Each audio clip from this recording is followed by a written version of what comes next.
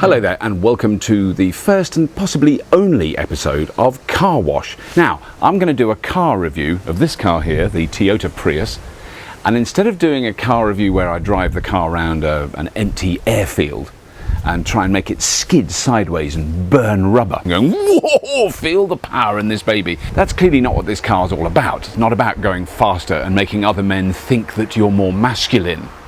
How tragic is that? This car is all about driving as far as you can using the least amount of imported and highly expensive fossil fuel that's destroying the world socially, politically, morally, economically and environmentally. Just thought I'd get that little dig in. Instead of doing that, I'm going to do something slightly different. I'm going to do a car wash. I'm going to review the car by washing it. Yes, this is the third generation Prius, more developed, more refined and surprisingly more powerful than the previous models. Now, as we all know, the Prius is a contentious vehicle. Lots of people drive them, but also a lot of people utterly hate them with a vengeance. You know who I mean. Why is this? What has happened to make some people hate a car so much? I mean, it's just a car. It uses petrol to go along, it has wheels, doors, a roof. It's a car. But then it was developed by Toyota for the Californian market originally. In the 1980s, the state of California instituted legislation. Every car manufacturer who sold cars in the state had to produce electric or hybrid models or they couldn't sell cars there. The reason? Because the rates of childhood asthma reached epidemic proportions during that period. Millions of cars, all big gas-guzzling monsters charging around their freeways. The climate, the pollution was staggering. I first went to Los Angeles in the 1980s. I saw it. You could see it with your eyes and it hurt your eyes. It was appalling. So a few manufacturers made electric cars, Toyota and General Motors being the main two. To everyone's surprise, particularly with the Prius, people really liked it and they sold shed loads. It was much the same size as a regular car, but it got 3 or 4 times the distance on the same amount of petrol. Wouldn't it be amusing if the government of this country introduced legislation forcing manufacturers to produce electric cars and encouraging the development of the infrastructure to make recharging them easy? It is happening, it's slowly, but it's going to take a long time. Now, this car is called a hybrid because it uses a clever combination of an electric motor powered by a battery and a regular petrol engine working side by side in harmony. Okay, well, we all know about that, but with this model, the third generation, it really does work much better. On my first journey in this car, I easily, and I mean easily, achieved 75 miles to the gallon.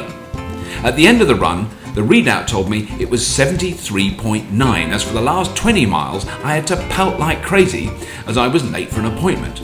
I wasn't driving in any particularly clever eco way. The entire journey was 120 miles and most of this was on motorways where I maintained a steady 70 miles an hour except for a 40-mile traffic jam on the M25, which is what made me late. It's all fine, breathe into the pain. It's a much better feel than the previous model. It actually drives better. I can say that because I've had 2 of the previous ones. Now, my average on a drive in the previous model would have been around 65 miles to the gallon. I think if I took real care, drove in my socks, never went above 55 miles an hour, coasted downhill and hyper-miled the hell out of the new Prius, I reckon I could get over 80 miles to the gallon. Now, the first thing you hear from people with diesel econo boxes is that they can get a similar mileage. Obviously, these diesel cars are much, much smaller, but we won't harp on about that. However, the Prius, this model, is now road tax free. That's right, there is a 0 charge for road tax on this car. Why is this? Because its CO2 emissions are lower than any other petrol or diesel powered vehicle on the road in this country at the moment. Any other vehicle, including the most tiny, tinny little diesel econo boxes, is pumping out nitrous oxide, or NOx, not as harmful to the environment as CO2, but very harmful to us lot, as in human beings. So don't fall for the super economy diesel myth. It's nonsense. Diesel engines are the pits. I should know. I've got a diesel Land Rover and it's truly shocking. Then there's the batteries. Oh, the bloody batteries are destroying the planet faster than any number of oil rigs in protected areas or strip mines for oil-bearing sand in Canada. Well, I saw an old Prius in California recently which had done over 250,000 miles on the original batteries and it still worked fine. The batteries are also 100% recyclable. Toyota run a plant where this can be done, but they haven't used it much yet because the cars aren't breaking down enough yet. They last a long time. The new Prius has a bigger petrol engine. It's now a 1.8 litre as opposed to the old 1.5. Now this might seem weird for a car designed to use less fuel, but it really does work. When cruising along a motorway, you can hear the engine is straining less, revving slower and using less fuel. The smooth operation is still there. You can barely tell when the petrol engine is working or starting up or not running at all. And it's true, you can drive at 80 miles an hour on the motorway without the petrol engine running a bit. I've done it. It's quite extraordinary. The car's been restyled a bit, but it still has its familiar shape. The rear view is still a bit restricted, but much improved by the rear view camera, especially for manoeuvring in tight places. This model even parks itself, but after 5 minutes in a supermarket car park trying to get it to work, I admit I gave up. I was starting to get funny looks. People were taking pictures with their phone cameras.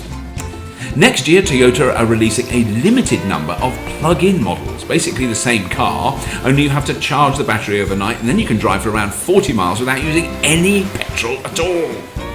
I want one of those, but they're only releasing them, guess where? California. They get everything, it's not fair. Obviously, I want to drive an all-electric vehicle. The advantages are too long to list, but in the meantime, and especially because it annoys petrol heads in Econo diesel monkeys, I'm going to stick with the Prius.